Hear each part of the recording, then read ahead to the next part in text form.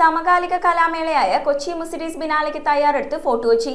സന്ദർശകരെ കാത്തിരിക്കുന്നത് പുതിയ വേദികളും അവിസ്മരണീയ കലാനുഭവങ്ങളുമാണ്. ബിനാലയുടെ 6ാം ലക്കം ഡിസംബർ 12-ന് ഫോർട്ട് കൊച്ചി പരേഡ് ഗ്രൗണ്ടിൽ മുഖ്യമന്ത്രി പിണറായി വിജയൻ ഉദ്ഘാടനം ചെയ്യും.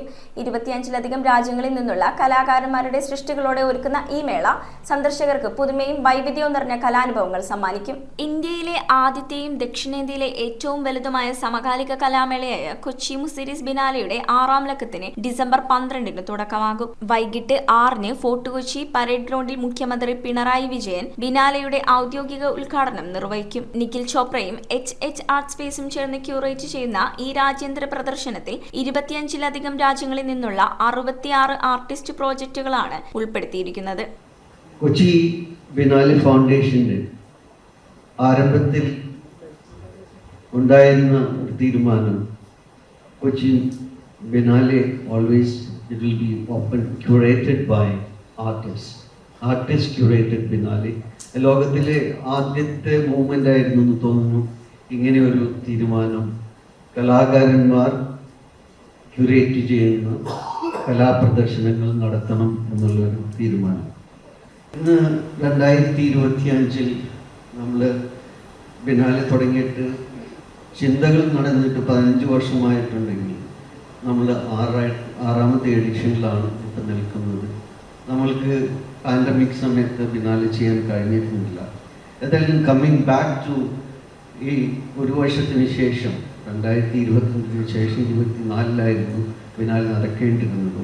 നമ്മൾ 25-ൽ നിൽക്കുമ്പോൾ I M so proud that we could have so much confidence with huge number of galleries and spaces. We could make it more interesting for an exhibition space. വളരെയധികം gallery സ്പേസുകൾ നമ്മൾ കണ്ടെത്തുകയും പുതിയ സ്പേസ് വില്ലിംഗ്ടൺ ഐലൻഡിലേക്ക് നമ്മൾക്ക്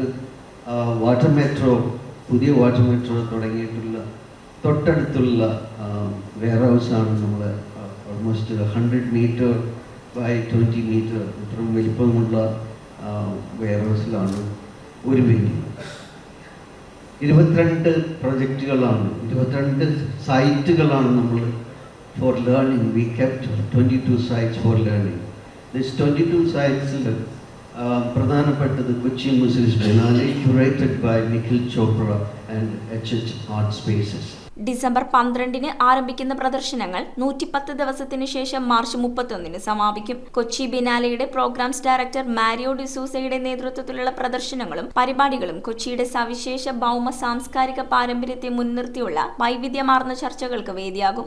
മുൻപുള്ള എഡിഷനേക്കാൾ എത്രയോ വലുതായിട്ടുള്ള ഒരു പ്രസന്റേഷനാണ് ഈ വർഷം ജനങ്ങൾക്ക് വേണ്ടിയും കലാ ആസ്വാദകർക്ക് വേണ്ടിയും നമ്മൾ കാഴ്ചവെക്കാൻ ഉദ്ദേശിക്കുന്നത്.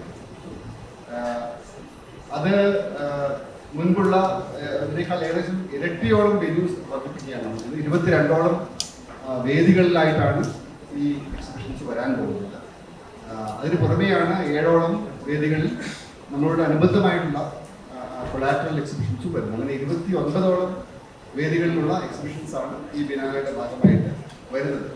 ഉദ്ഘാടന വാരത്തിൽ നിരവധി പ്രകടന കലകൾ, സംവാദം, പ്രഭാഷണങ്ങൾ, സംഗീത നിശകൾ തുടങ്ങിയവ പ്രധാന വേദികളിലും ബിനാലെ അനുബന്ധന വേദികളിലും നടക്കും എന്ന് KBF chairperson doctor Venu V, KMP president Bose Krishnamachari, biennale 6ാം ലക്കം curator Nikhil Chopra, KBF trust അംഗങ്ങളായ ബോണി തോമസ്, മറിയം റാം തുടങ്ങിയവർ വാർത്താസമ്മേളനത്തിൽ പറഞ്ഞു. 3 ദിവസം തുടർച്ചയായിട്ട് കലാസ്വാദനത്തിനുള്ള കാര്യങ്ങൾ അവിടെ ഒരുക്കി വെച്ചിട്ടുണ്ടാവും. ഈ മാലയില് മുത്തുകൾ ഓർത്തിരിക്കുന്നത് പോലെ അനവധി വേദികളാണ്.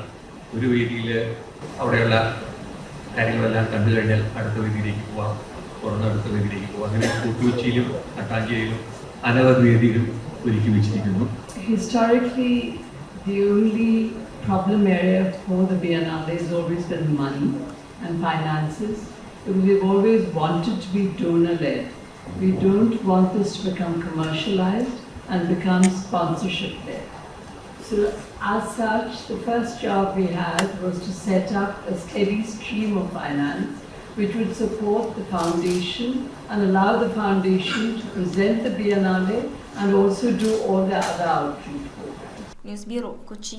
റിങ്ങുകൾ 1 ഗ്രാമിൽ തുടങ്ങുന്ന മാലകൾ, നെക്ലസുകൾ 9,000 രൂപ മുതൽ ഡയമണ്ട് നെക്ലസുകൾ 1 ലക്ഷം മുതൽ ആരംഭിക്കുന്ന വെഡിംഗ് സെറ്റുകൾ.